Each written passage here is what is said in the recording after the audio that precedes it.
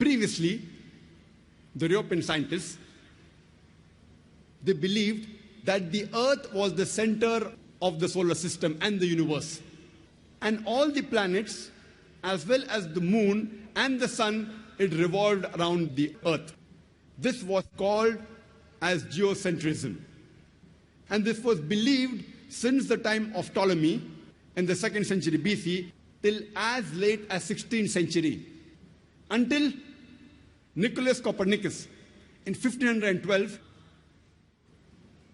he propounded the heliocentric theory of the planetary motion, and he said,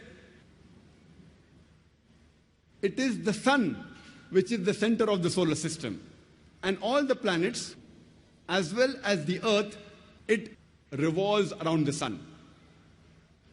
And later on, a German scientist by the name of Yuhannas Kepler, in 1609, he wrote in his book by the name Astronomia Nova, that not only do the planets and the Earth, they revolve around the sun, but they also rotate about their own axis. And when I was in school, I passed my school in 1982, about more than 25 years back. There I too read that the planets and the Earth, they revolve around the sun, and the planets and the Earth, they rotated about their own axis. And the whole solar system, also in the galaxy, it revolved, including the sun, but the sun did not rotate about its own axis. In this context, the sun was stationary. But when I read the verse of the Quran in Surah Anbiya, chapter number 21, verse number 33, which says, Huwa allazi khalaqal layla wan nahar. It is Allah who has created the night and the day. Washamsa wal qamar, the sun and the moon. Kullun fi falaki yasbahun, each one traveling in orbit with its own motion. So the Quran says the sun and the moon, besides revolving, they also rotate about their own axis.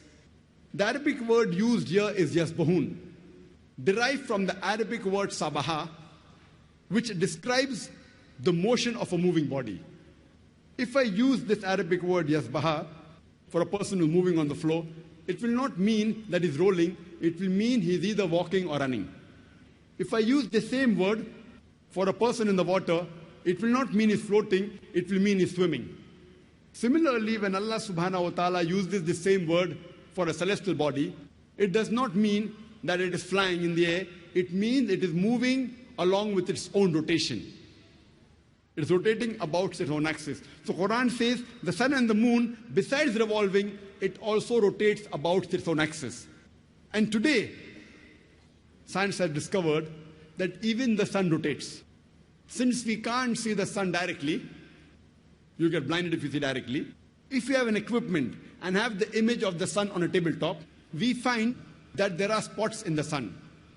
And it takes about 25 days for the spots to complete one rotation, indicating that the sun takes approximately 25 days to complete one rotation.